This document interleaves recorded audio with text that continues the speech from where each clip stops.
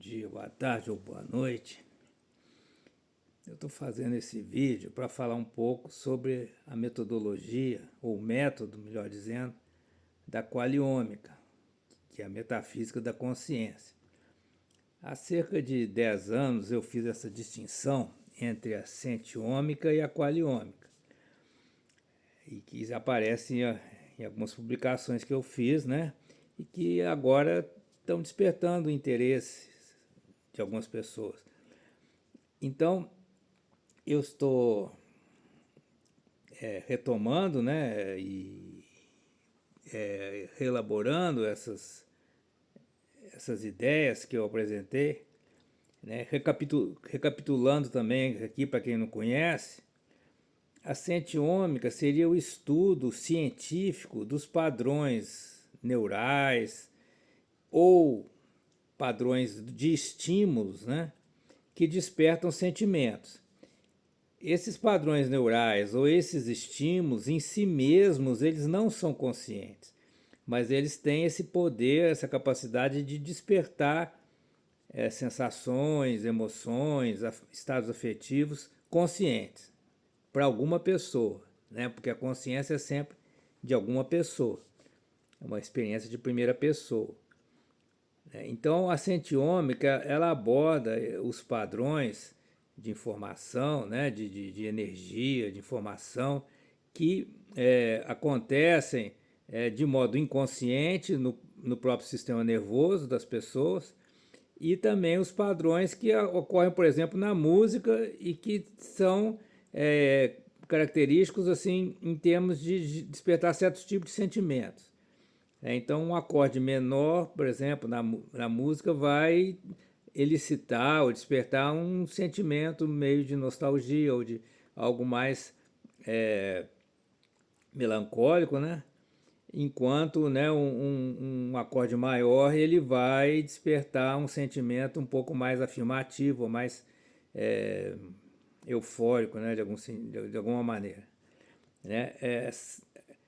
De qualquer maneira, quando a gente fala de sentimentos, afetos, a gente está usando uma linguagem que não capta totalmente a experiência que a pessoa tem, né? Nós estamos nos comunicando pela linguagem para fazer referência a uma experiência única e repetível daquela pessoa, né? Uma pessoa que está ouvindo uma música, por exemplo, que sentimento que a música desperta naquela pessoa, só aquela pessoa tem essa vivência, né?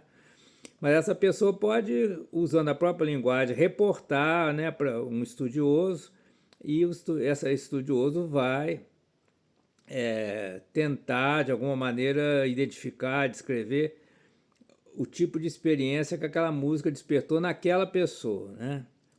Aí, quando a gente entra nesse domínio das experiências de primeira pessoa, nós saímos da sentiômica e entramos na qualiômica, que é o estudo, né, das formas qualitativas, né, das qualidades das formas que estão presentes nas vivências das pessoas, no aqui e agora da pessoa. Né? Todas as pessoas têm experiências qualitativas, né, de sensações, de estados afetivos, emoções, experiências sensoriais, né, como cor, som, né, ou pelos odores, né, pelo olfato, a dor, o prazer, tudo isso, né, são estados qualitativos de consciência que são objeto de estudo da qualiômica. E a qualiômica se distingue de outras abordagens, como a psicologia introspectiva e a fenomenologia. Né? Isso está tratado num artigo que eu escrevi, né, que chama Qualiômica, Metafísica da Consciência, isso em inglês. E eu vou tentar aqui desenvolver um pouquinho, indo um pouco além do que o artigo já afirmou. Né? Então, nós estamos tratando com formas vividas, formas que estão no espaço e no tempo para alguma pessoa. Certo? A fenomenologia de Husserl, ela também lidava com formas, né? Só que com uma outra ontologia, uma outra concepção é, do processo em questão, né? Que você tem aí, no caso do Russell, pela variação eidética, né? A variação das formas percebidas e formas vividas, né? Ele procurava uma essência. Essa essência corresponderia a uma ideia platônica, né? Uma forma universal, certo? Aí, talvez uma boa forma de caracterizar a qualiômica seria em relação à fenomenologia. Se bem que a fenomenologia tem uma evolução com Heidegger e Merleau-Ponty, né? Então a qualiômica está mais próxima de Heidegger e Merleau-Ponty no sentido de abordar as formas vividas, não tendo como foco as essências, né? Mas tendo como foco as vivências pessoais, que são singulares, né? E essas formas estão encarnadas e situadas, né? Como se diz atualmente na ciência cognitiva, porque elas estão num corpo vivo, né? Estão sendo vividas por uma pessoa que é um ser corpóreo, né? E também estão situadas num contexto, né? Aí tem o contexto também da ação, né? Essa pessoa ela tem intenções de agir, né? De determinada maneira, então ela vai recortar o ambiente, né? De acordo com essas intenções de ação, de adaptação ao ambiente ou de transformação do ambiente que a pessoa tem, né?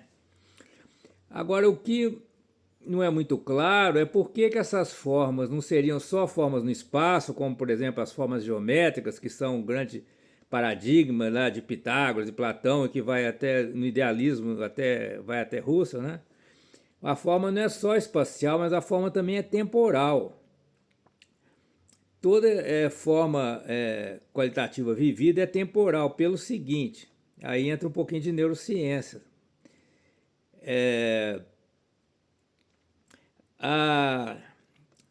Quando a gente está... Vamos tomar, por exemplo,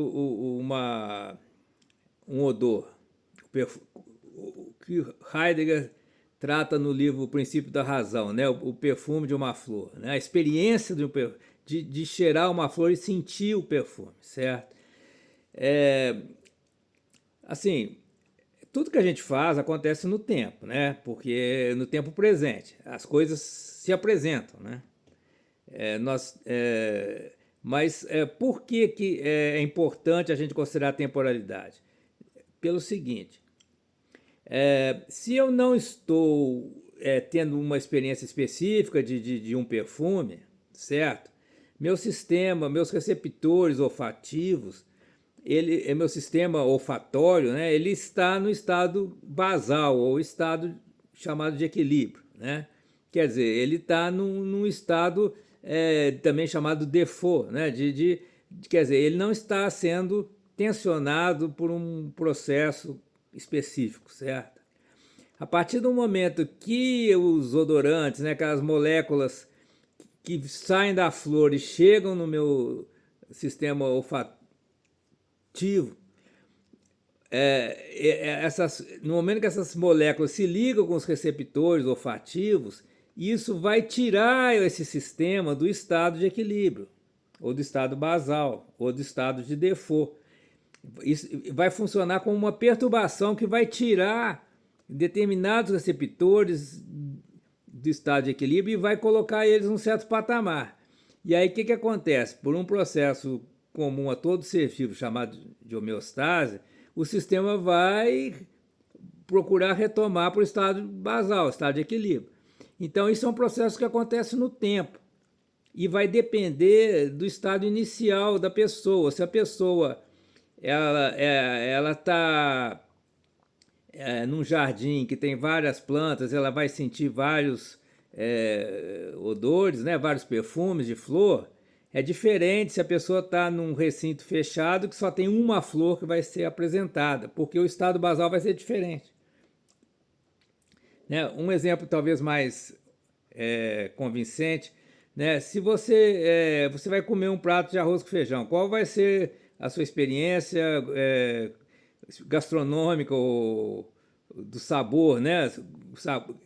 Qual experiência de sabor você vai ter? Vai depender. Se você acabou de comer e já está saciado, né? Né? E você comer mais, pode ser uma experiência desagradável. Agora, se você está com muita fome, né? Então essa experiência tende a ser mais prazerosa, porque, né, o sistema está já fora do equilíbrio pela fome, né? E você comer vai ajudar a restabelecer o equilíbrio, né? Agora, se eu gosto de dar o exemplo, né? A pessoa pisou num prego, certo? Isso vai tirar o sistema do estado de equilíbrio e o sistema não vai conseguir voltar. Enquanto tiver aquela lesão, né, da pele, do pé, o sistema não consegue retornar. Então isso vai ser algo doloroso, porque o sistema não consegue se adaptar, pelo menos, né, por alguns dias, né, aquela lesão. Então isso tende a ser uma experiência desagradável. Por quê? Porque, né, aí a gente entra na biologia, né? O processo de adaptação, que é uma coisa prática, né? Nas interações com o ambiente, né? Nós temos estímulos que perturbam o equilíbrio e o sistema, quando o sistema retorna ao equilíbrio, ele sente prazer. Isso já está no James Baldwin, né? O discípulo de Darwin, canadense, né? Que já associou, né? Quando o sistema ele está num processo que reforça a vida, né? Que reforça um processo que a vida vence, digamos assim, né? Isso está ligado ao prazer e a sensação de prazer. E quando está num processo que a vida perde, né? Em que há uma lesão, uma doença, né? O sistema, nós temos a dor, né? A dor é um sinal de uma ameaça, né? A dor ela tem até um papel adaptativo de a gente evitar o estímulo nocivo, né? Evitar estímulos nocivos. Isso é do próprio processo da vida, processo biológico, certo? Então, as nossas qualidades vividas, não só sensoriais, né? Mas também as qualidades do relacionamento social, né? Por exemplo, você sentir aquele prazer assim de estar num romance, né? Do relacionamento com outras pessoas. Isso vai depender do seu estado inicial, vai depender, né, de se você consegue naquele relacionamento manter aquilo que te identifica, aquilo que, né, o seu eu, né, aquilo que você projeta como sendo o seu eu, se aquilo naquele relacionamento esse eu consegue se reforçar e consegue sobreviver, né? Porque se você está num relacionamento que o seu eu não consegue sobreviver, esse relacionamento vai ser vivido como algo negativo, como uma emoção ruim. Você vai ter emoções ruins, né? Desagradáveis, melhor dizendo. E se, né, você tem um relacionamento que, né, ao mesmo tempo que você troca afetos com outra pessoa, e você também consegue manter o seu processo projetivo, né, do seu eu, né, porque o eu entendo como uma projeção que a mente faz, né? Mas você consegue cuidar bem daquele eu, ao mesmo tempo que o relacionamento com outra pessoa se desenvolve, né? Então, você vai sentir mais prazer, satisfação com esse relacionamento, né? Então, agora retornando então à questão do método da qualiômica, né? Eu também, no artigo chamado Qualiômica Metafísica da Consciência, eu distingo da psicologia introspectiva, né? Que é uma psicologia que pretende ser científica, ao passo que a qualiômica não é científica. A qualiômica é filosófica, ela é metafísica, né? É a metafísica da consciência.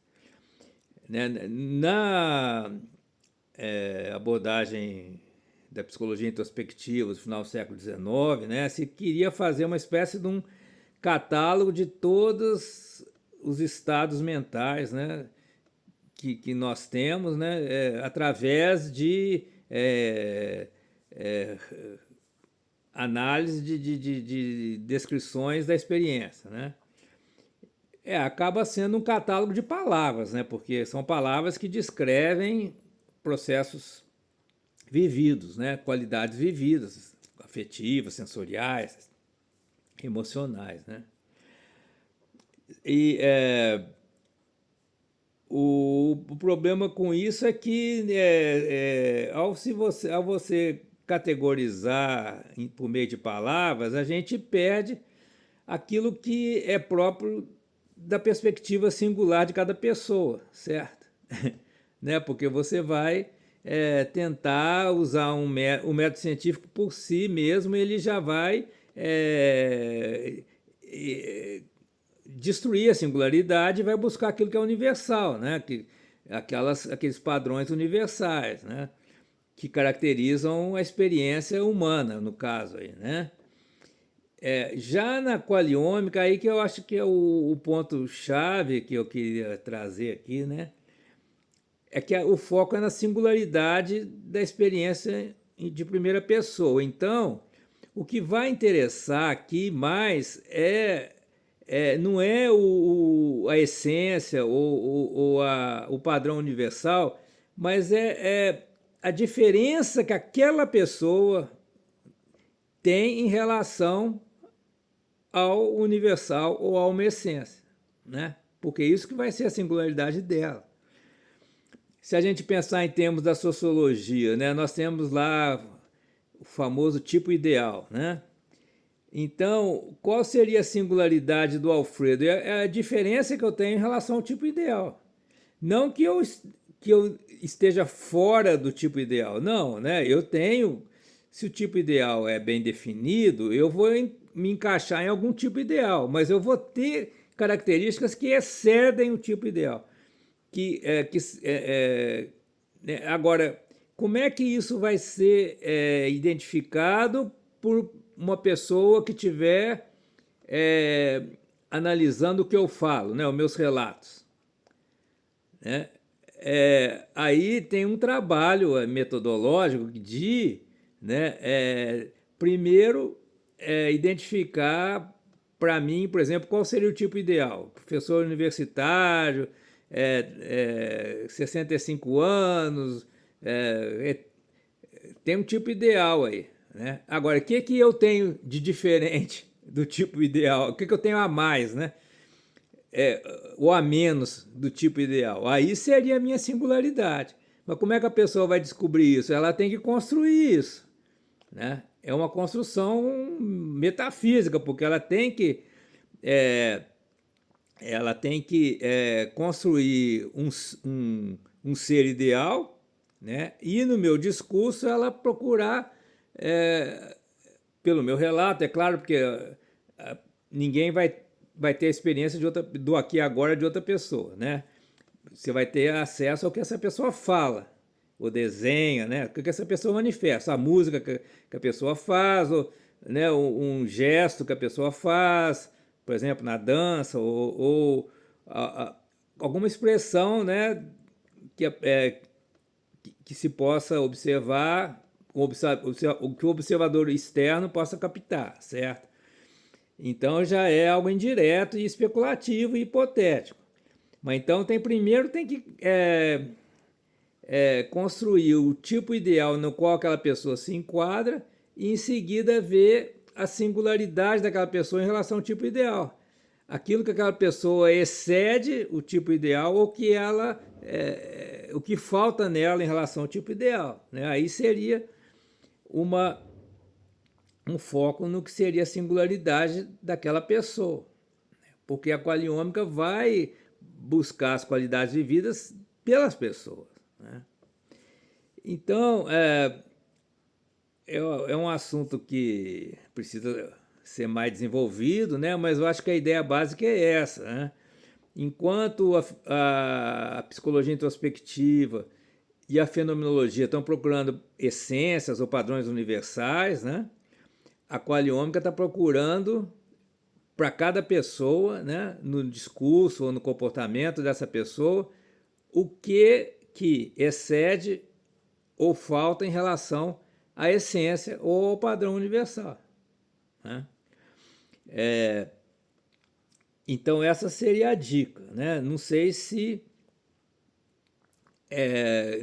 em termos de operacionalização, né, isso funciona, porque é mais complexo do que a fenomenologia e mais complexo do que a psicologia introspectiva, né? Porque é uma outra metafísica, né? A metafísica da consciência que supõe, né, que essas vivências singulares de cada pessoa, elas são expressões de um ser, né? Então, voltando àquela aquela teoria, né, de como funciona a experiência qualitativa, que a nossa interação com o mundo nos tira do estado de equilíbrio, né, e nós, pelo processo adaptativo, queremos retomar o estado de equilíbrio, né, esse pulso, esse elan vital, aí, para usar o termo do Bergson, essa força que nos leva a retomar o equilíbrio, né, isso vem do nosso ser. Então, as nossas experiências qualitativas, elas são geradas por uma força, um drive, né, como se diz na psicologia, né, uma pulsão, como se diz na psicanálise, uma pulsão que vem do ser da pessoa, né? Então, na interação com o mundo, né, o estímulo ele é uma perturbação que nos tira do equilíbrio, e essa retomada do equilíbrio é uma pulsão do nosso ser, é uma força, uma energia que o nosso ser investe, né? E aí o resultado disso é a experiência qualitativa. Então, o perfume de uma flor, ou as cores, né? Tem toda uma filosofia das cores, né?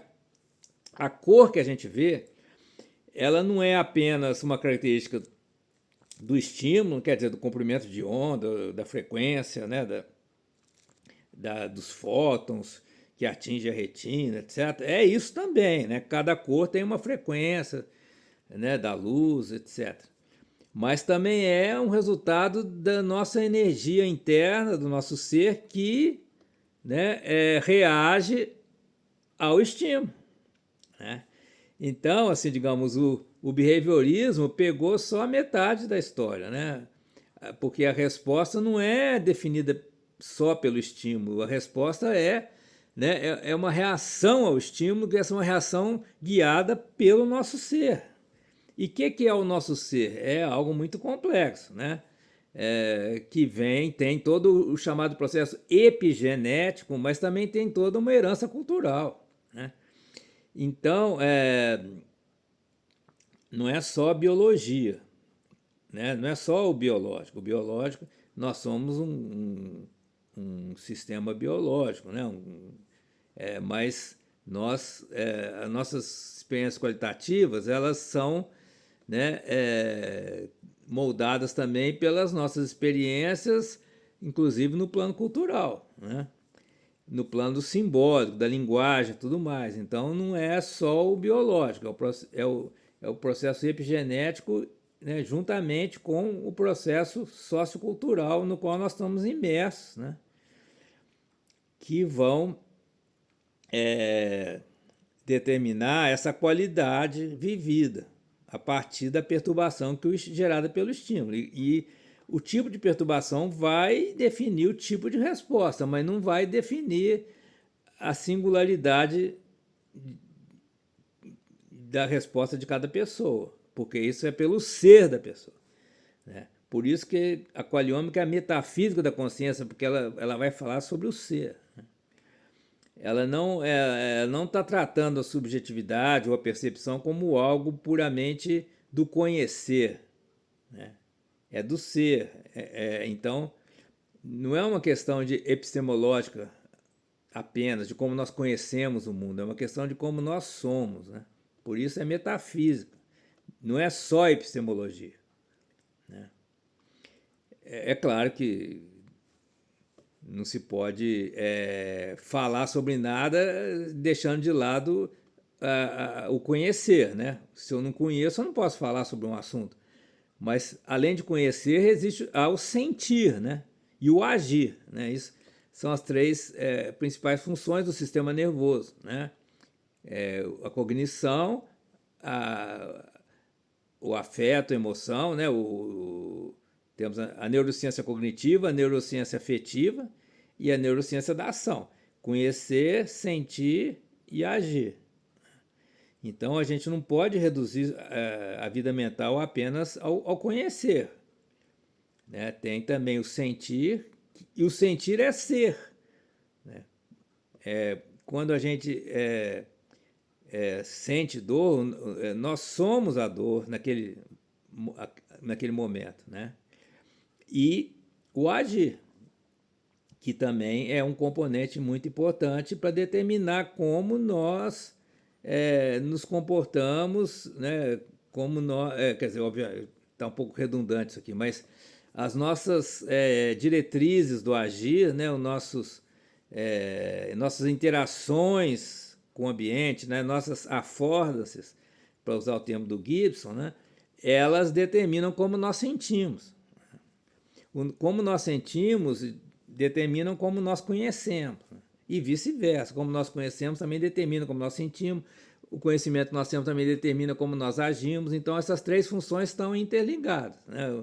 O conhecer, o sentir e o agir. Eu tratei disso num outro artigo, chamado Teoria Projetiva da Consciência.